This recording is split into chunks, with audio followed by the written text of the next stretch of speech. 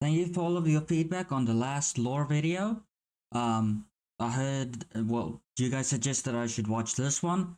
This is the only one I could find like closest to the description that you guys like suggested. So we're going to watch this one. And if this one does well, we are going to move on to the the 1 hour long one, which explains the story from start to finish, because I need a grasp of the timeline from the beginning of the game to the end of the game. Because once I understand the timeline, then I should be able to piece everything relatively like together myself. So we're gonna watch this one. Please, if you guys enjoy, leave a like. You know, all of the stuff every YouTuber says, and let's just jump straight into this.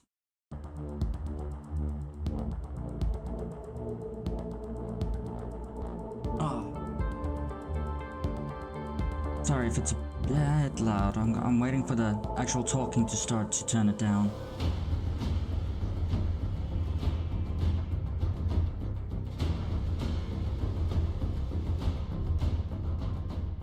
Hi. So, does anyone play Warframe? Duh. I actually played this game less than a year after release in late 2013, dropped it after a few weeks after getting bored, then picked it up again about 5 years ago, and Honestly, I thought I was gonna get bored with the game, but I am not bored at all. Like, I'm thoroughly enjoying this.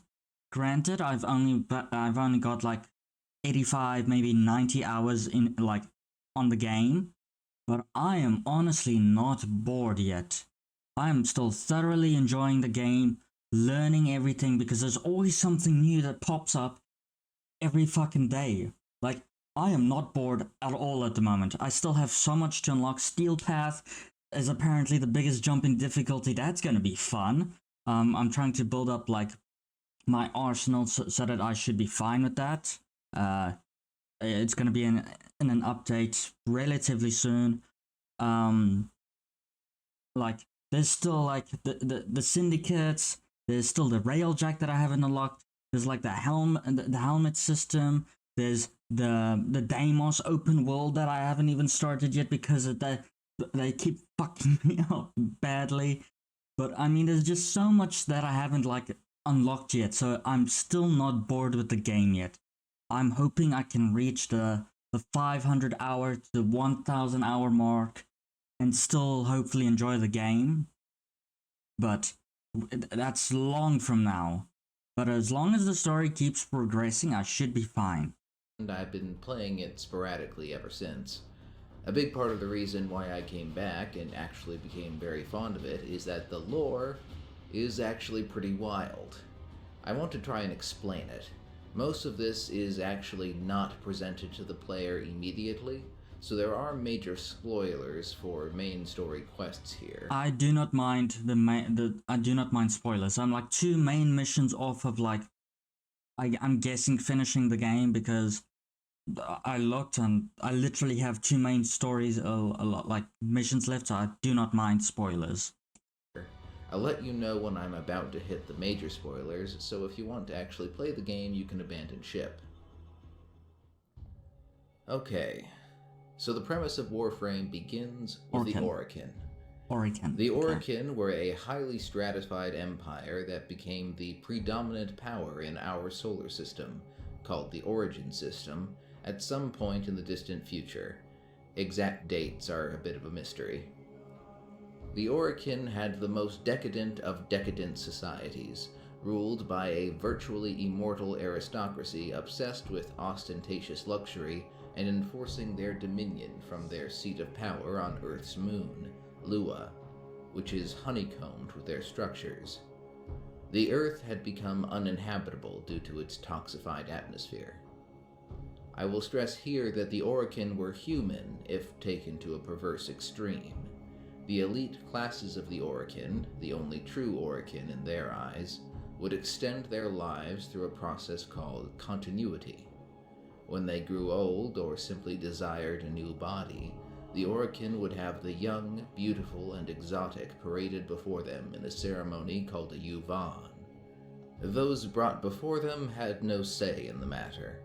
Some may even have been children, see So the Grineer queens wanted to do that with us, right? Because they wanted to take over our bodies, so to speak, right? So they wanted to like live longer. Am I understanding that correct? From their parents' arms. When they made their selection, they engaged continuity, using the mind-altering properties of a substance called kuva to destructively transfer their consciousness into the new bodies, destroying the consciousness of their former owners. This kuva is a principal symbol of Orokin rule. Being masters of bioengineering, they would even drastically modify their bodies to suit their own fashions. At a late point, the fashion was evidently bluish skin and a single elongated arm. Protected by the elite Dax, enhanced warriors conditioned to obedience, the Orokin kept the most advanced technologies for themselves, and harshly punished anyone that transgressed their laws or challenged their rule. Some might be obliterated by a mysterious execution method called the Jade Light, but others might have their consciousness broken and stripped from their body, to be turned into a cephalon, an intelligence forced into perpetual servitude to the Orokin. The Orokin also maintained a purpose-engineered, enslaved labor force of clones called the Grineer. Okay. So the Grineer is the clones of the Orokin. Okay. The Orokin grew obsessed with the idea of expanding their dominion beyond the solar system, and so came their research into the void. This mysterious transdimensional realm made many feats of Orokin engineering possible, powered by a device called the Heart on the Martian moon Deimos. They constructed towers and structures hiding great treasures within the void, accessible only through their gateways. The solar rails, placed throughout the solar systems, trivialized travel by allowing ships to move the distance between them with incredible speed. So finally, they planned for the experimental void jump ship, the Zeramin 10-0, to jump the gap between systems and expand the Orokin dominion. Since we clearly have not learned the lessons of Event Horizon or Warhammer 40k, that if your Man, Warhammer 40k lore is insane. Like, I got into it like a couple of months ago. I've like slowed down with it, but I found this one dude on like YouTube, and I found him on the YouTube Shorts, and he was like explaining the Warhammer like lore, and then I got into it, and then for about a month straight, I watched like his videos about almost everything, like 1 hour, 2 hour long videos, and I just like ingrained myself into the Warhammer lore because I don't like. I'm too lazy to read the books, and there's not like any like good like actual like RPG like Warhammer games. It's more like strategy based, so I fall off of it. So watching the videos is honestly very, very, very good. I forgot what his name was because it was a couple of months ago, but if you guys know him, you know him. But oh my god, is the lore dark and gruesome, man. It is so dark, but yet so funny at the same time. FTL tech requires traveling through another dimension, it might be a very bad idea. So, something went wrong. As it always does. While attempting to enter the void near Saturn, the ship disappeared.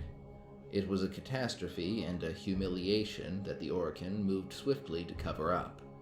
So they were surprised when it reappeared sometime later, with everyone aboard dead or gone. All of the adults, anyway.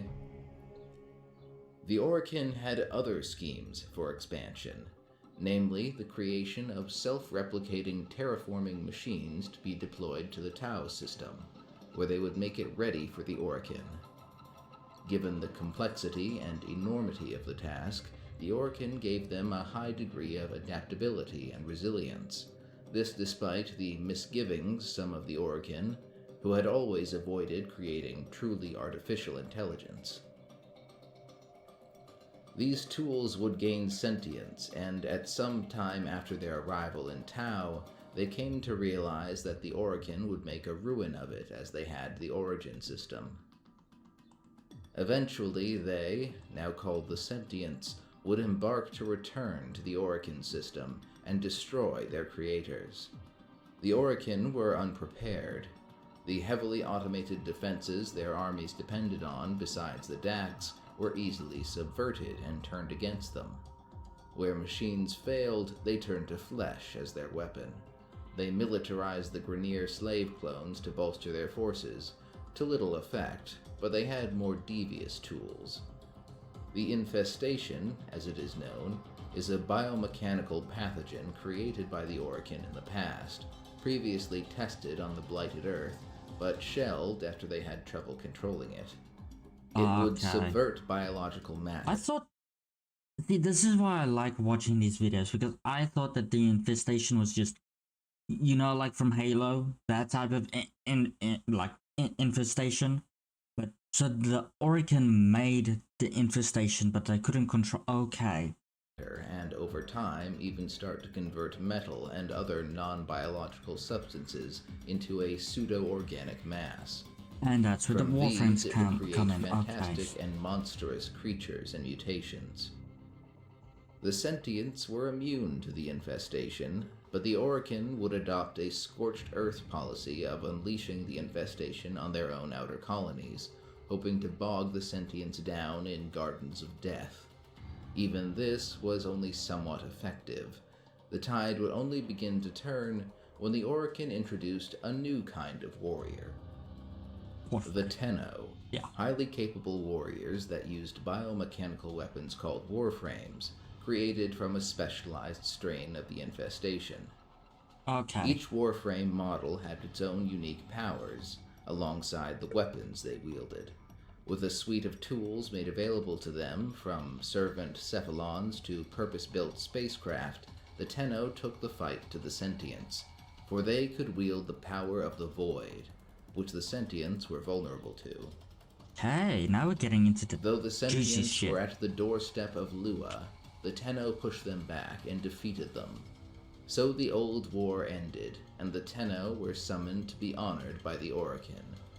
Thus was the day of the Great Betrayal, when the rulers of the Orokin raised them up, and all the Empire praised them. Then, in the space between heartbeats, a torrent of blood was spilled in the halls of the Orokin, as the Tenno killed the rulers of the human race. It was a slaughter, and it didn't end there. The Orokin Empire collapsed without the majority of humanity having any understanding of why the Tenno did it. The Tenno themselves would disappear, sealed away in slumber for centuries. During the collapse, a pair of Orokin, twin sisters, led the cloned slaves, the Grineer, in revolt. Coming to be worshipped by the Grineer as the twin queens, they would establish a new empire and would become one of the predominant powers of the post-Orokin era. Successive generations of cloning have caused genetic degeneration among the Grineer, necessitating commonplace cybernetic enhancements to replace failing body parts. They eventually began exerting their military force, built on comparatively crude ballistic weapons and ships, to assert their empire and begin scavenging the treasures of the Orokin. They would have competition in that. The Corpus, The Corpus is one part megacorporation, one part religious cult. They literally worship Prophet and the Void.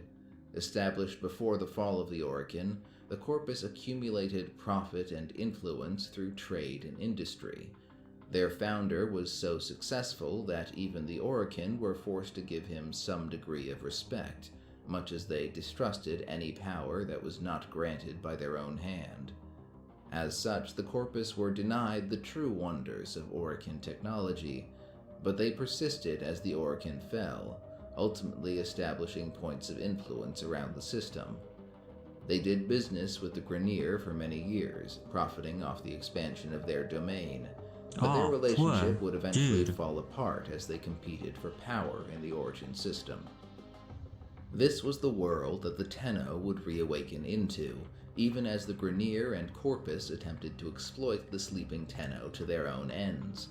Guided by a mysterious figure called the Lotus, the Tenno began fighting the powers of the Origin system, protecting those exploited by Corpus greed and Grineer despotism. Okay.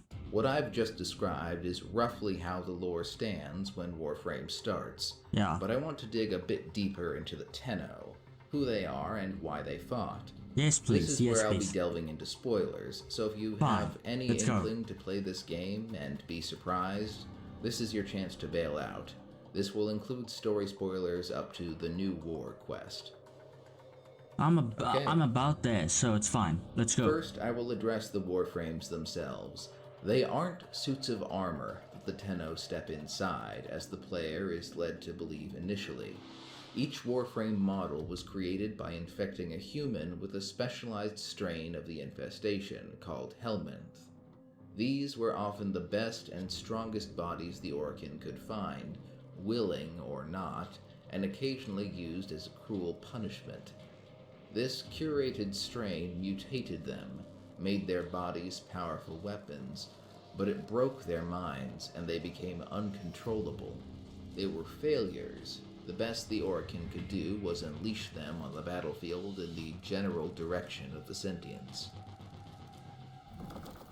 We took our greatest, volunteers or not, and polluted them with these cultured reagents. They transformed. They became infested. But only just. Their skin blossomed into sword steel. Yeah, I remember this. Interlinked with untold resilience. Yet their minds were free of the infested madness. Or so we thought. We set them upon the battlefield, biodrones under our command.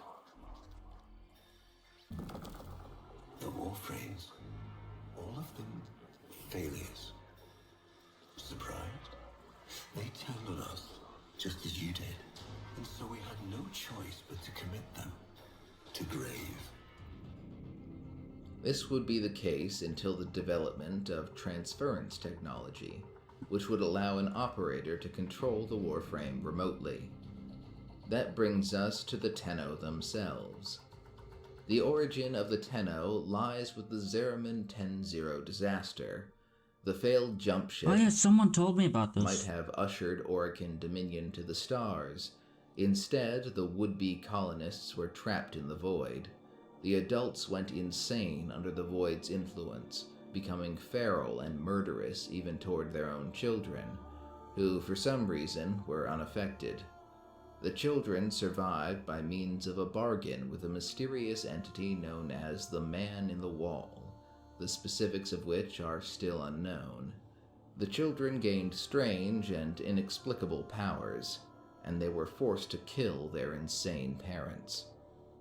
When the Zariman reappeared in the Origin system, the Orichin found the children and hid them away as they tried to sweep the whole incident under the rug. They came into the care of an Orichin researcher named Margulis.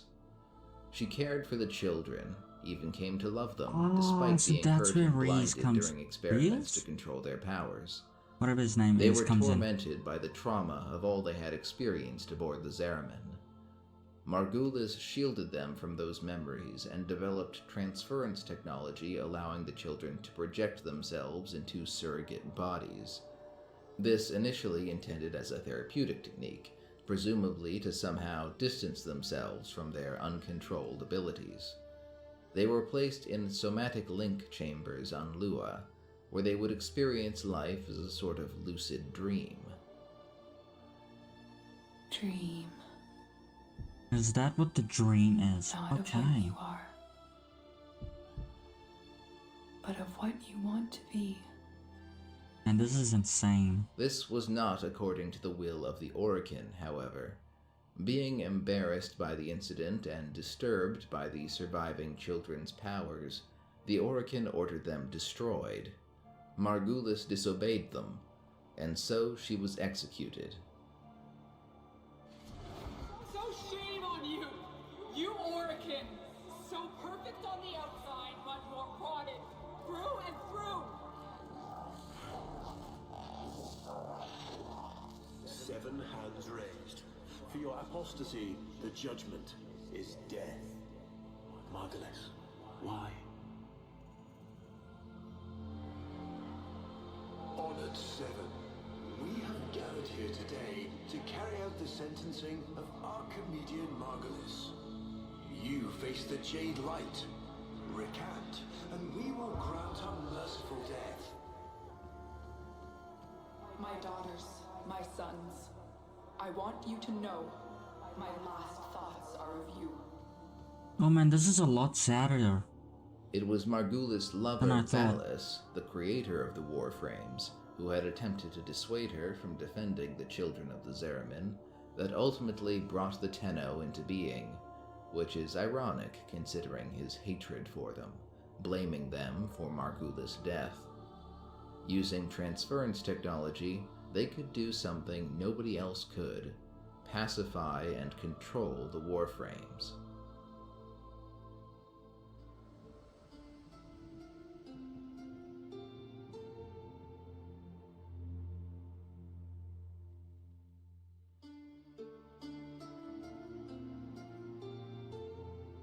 Man, this is a lot sadder now that I'm actually understanding everything. Monsters we couldn't control.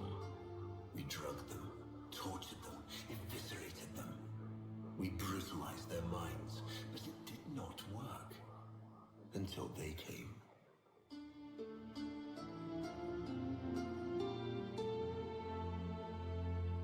And it was not their force of will, not their void devilry, not their alien darkness. It was something else.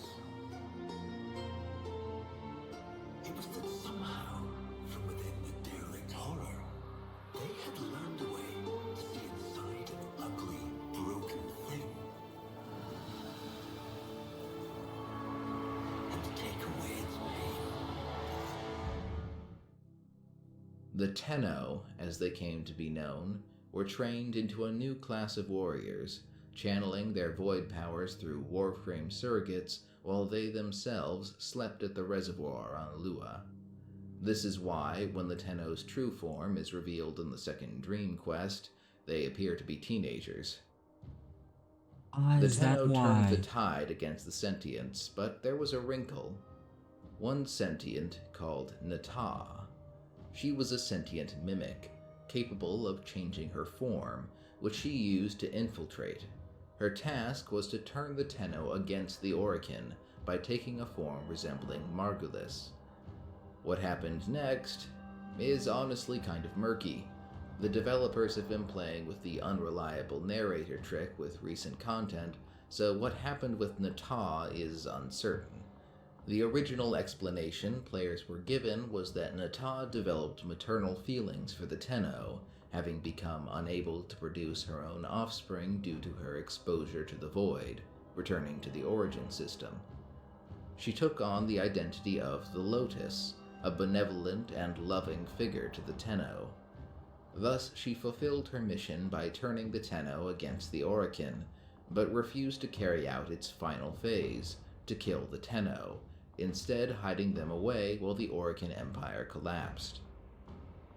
What confuses this is that in recent content, Nata claimed that she was captured and brainwashed to become the Lotus by the Orokin to help manipulate the Tenno.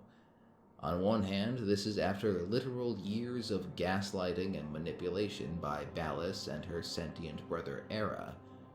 On the other hand, that maternal feelings explanation always seemed a little weak to me. However, this explanation doesn't really explain why the Tenno went on to purge the Orokin leadership, since Nata's mission was overwritten. Unless, of course, the Tenno did that on their own, which they certainly had enough reason to. Again, though, all this could just be lies. In any case, Nata became the Lotus and hid away the Tenno, only to wake them up centuries later when the Grineer and the Corpus began looking into exploiting them. Also, many players fondly refer to the Lotus as Space Mom. By the transitive property, Hunhao, leader of the sentients that created Nata, is Space Racist Grandpa. Now hang on to your seats, because things are about to get more convoluted. The fuck is that? In the new war quest, the Orokin Ballas, the creator of the Warframes, who actually betrayed the Orokin to the Sentients, teamed up with the remnants of the Sentients in a bid to basically make himself God King of the Origin system using mind control technology. His strategy for getting rid of the Tenno was to lure us into a trap and throw us into the void. The Tenno came back, though, sort of. A version of us, anyway. So Warframe brings up this concept of eternalism. The idea is that all potential events occur. Every past, present, and future exists and is accessible if one knows how. This isn't a matter of different timelines, however, since that implies chains of causality. Causality, however, is an illusion. Yeah, if this sounds confusing and I was gonna say, this is getting into time travel and multiverses at the moment, and it is fucking with my head, man. That's because it is. In any case, meet the Drifter. The Drifter is a version of your Tenno that was not rescued from the Zeramin, instead growing older in a paradoxical void space called Duviri. Isn't that what happened there? Okay. Tenno, called the Operator to distinguish them from the Drifter, is tossed into the void by Ballas. The Drifter... And so every time you die, it's just a different version of you that takes, like, its place, right? Am I understanding that right? Like, every time you die, it just basically somewhat resets to, like, a different parallel world where you don't die and actually do the right thing. Am I understanding that correctly? Can't initially use Warframes or Tenno abilities, but wages a covert war against Ballas to restore the Lotus. By the time Ballas is defeated, the Drifter has gained Tenno powers and is able to switch places with the Operator, though they are still separate beings and they don't share memories or anything like that. They just can't occupy the same time and space at the same time, or something. Is that what the undergrowth is? Undergrowth is.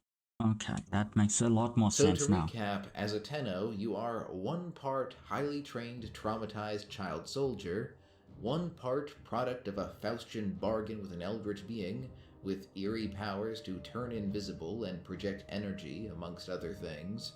You might also not be able to die. Actually, you just vanish and return to your Warframes in-game. That's why Ballas tried throwing you into the void to get rid of you. Also, 1 part temporally entwined with an alternate version of yourself, and at your disposal, a small army of walking war crime dispensers that are, in and of themselves, the result of horrifying human experimentation. And to think we're not that far off in real life.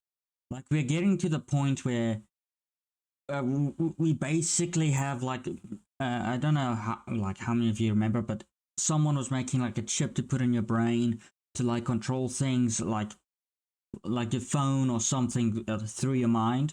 Like, if that progresses far enough, we can start, and, like, you know, resources become more abundant, so to say. We can start making robot soldiers controlled by actual people, like actual soldiers that know combat training, and take those into war. Like, then we are fucked as a race. We are completely and utterly screwed, because we are just going to destroy the entire fucking planet at that point. So, let's hope we're not gonna get to that point before we actually start space travel. So we have more worlds to actually live on. What the hell? Yeah, it's a lot. I haven't even explained this Little Shop of Horrors reject living in your ship. It's fine, I got the gist of it. Apparently there's a small face thing, yes, mouth, that you feed and you, like, sacrifice your Warframes to get the, like, certain abilities and... Okay, I know the gist of this thing, so it's fine. I don't know the lore behind it, but I know what it is, and what you use it for. The fuck? It does emotes? That's honestly quite cool and creepy. Well, that's all for now. I wanted to try this sort of more casual video for a franchise I might not want to cover in depth, but still want to touch on. Warframe is pretty unique, and it's become one of the games I keep coming back to, so I hope you enjoyed my sharing its craziness. I'll see that I get up more BioWare content next time. Have a nice day. Man, I thoroughly enjoyed this. This was honestly really fucking good, man. It did leave some parts out that I'm still a tad bit confused about, but I mean, hopefully that will get covered in another lore video. Thank you all that suggested this video. Thank you for everyone that has been helping me throughout the playthrough. I did want to say I might not upload tomorrow because I wanted a day off, and I want to grind a bit more on Warframe before I upload any more, because god damn, the enemies are getting tough, and I've watched a couple of videos to increase my damage and so on. So I may not upload tomorrow. It's not a guaranteed, but if I don't, I hope you guys don't mind. I'm just letting you guys know ahead of time. Hope you guys enjoyed, and see you guys next time.